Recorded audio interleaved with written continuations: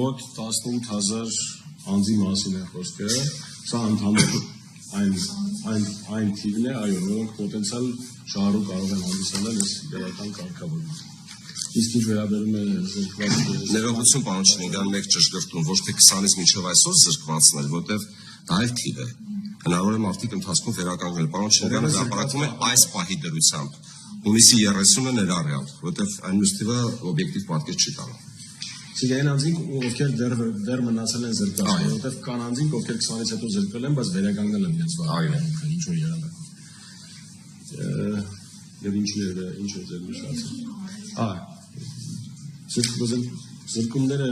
բացի հատուկ վարչական իրավախախտների վերաբերյալ հատուկ մասով նախատեսված հենց կոնկրետ իրավախախտներից, որոնց մեծ մասի դեպք վերաբերում է ոչ տավիճակին բարելավում կամ դրա տարբեր դրսևորումներին, նաև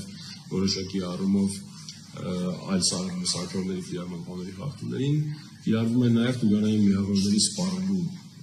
հետևանքով մեկ տարվա ընթացքում երկրորդ անգամ, բայց եթե զուտ քանակական առումով վերցնենք, առավել մեծ մասը գերակշիռ մասի երկրների քանակի բնականաբար տրանսպորտային միջոցով ոչ տավիճակում վարելու դեպքերին է։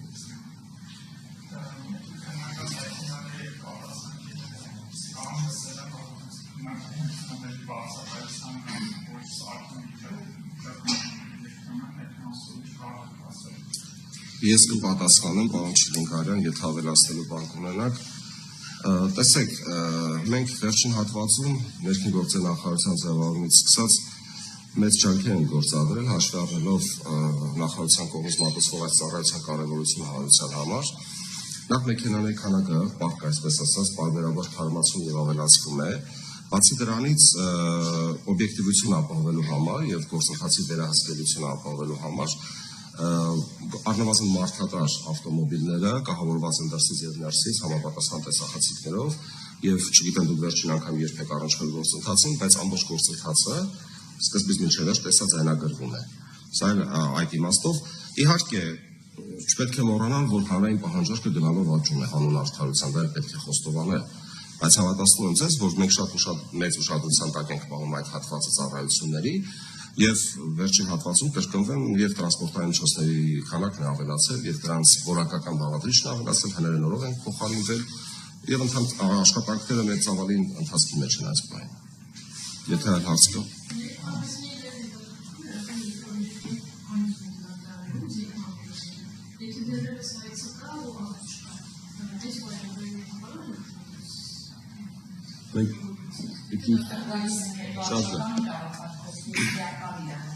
Տեսեք, չէ,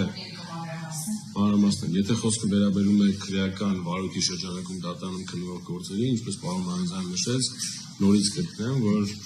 քրեական գործերով կայացված վճիռներով նշանակված պատժի ձևով զրկվածների նկատմամբ այս կարգավորումը չի տարածվելու ոչ մի պարագայում։ Ինչ վերաբերում է վարչական ակտերը դատարանում բողոքարկված լինելու հանգամանքին, այս պարագայում պիտի ելնենք այն կանխավարկածից, որ եթե դատարանում բողոքարկվել է վարչական ակտը, ապա կա երկու տարբերակ։ Տարբերակ 1, երբ դատարանը կիրառել է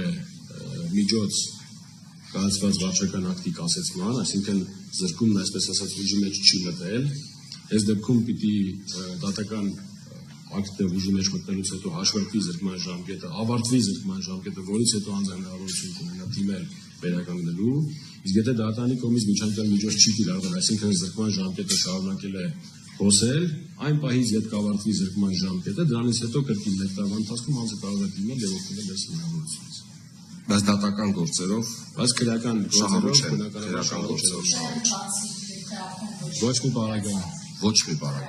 ոչ մի պարագայում։ Ես նշեցի իմ խոսքում Հայաստանի Հանրապետության ոստիկանության կողմից կայացված ակտի ուժի մեջ մտած ակտի հիմքով զրկված։ Իսկ ոստիկանությունն է կիրառել, ոչ թե դատարանը։ Միջազգային գործի մասին խոսեցիք, օրինակ, որ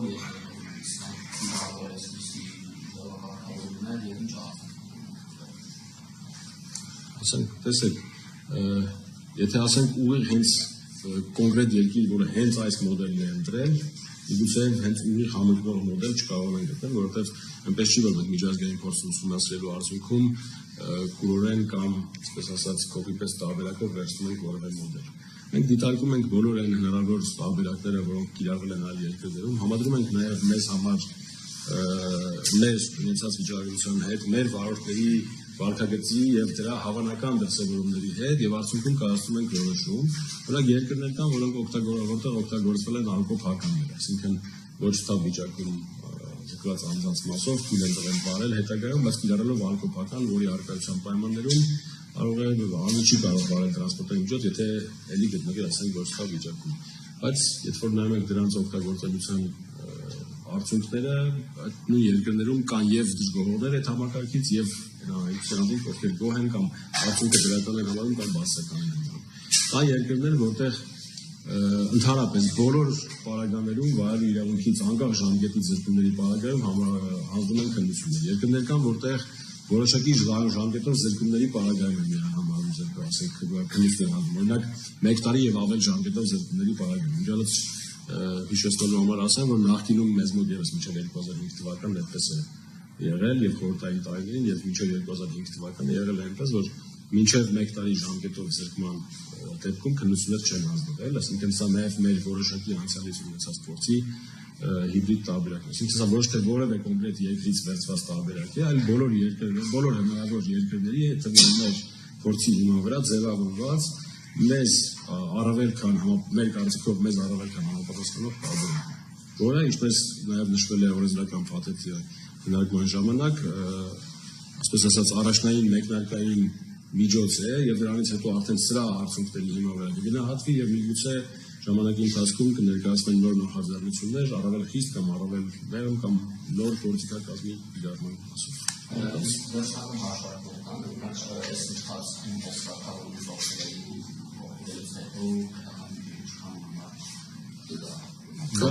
Քանի հոգի նախ դիմել օգտվի անգամ 50,000 դրամ։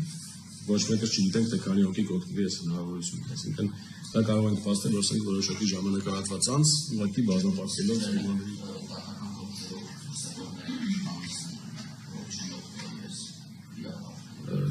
եթե չեմ սխալվում մոտ 1200 անձի խոսքը ոչ միայն դատական, այլև այլ պետությունների իրավասու մարմինների կողմից զրկված անձանց ընդհանուր թիվը մոտ 1200-ի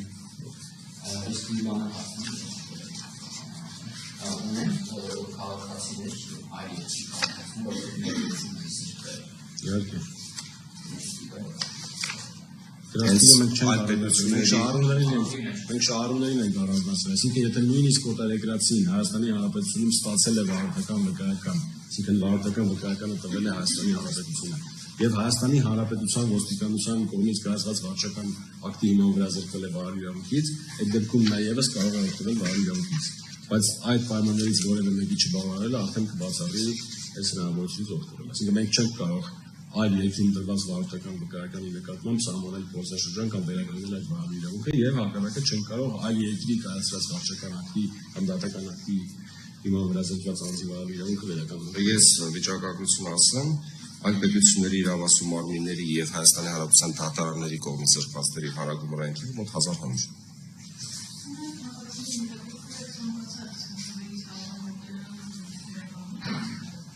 Այո, կարող են դիմել ցանկացած հաշվառման քննական ստորաբաժանում, այստեղ կա մի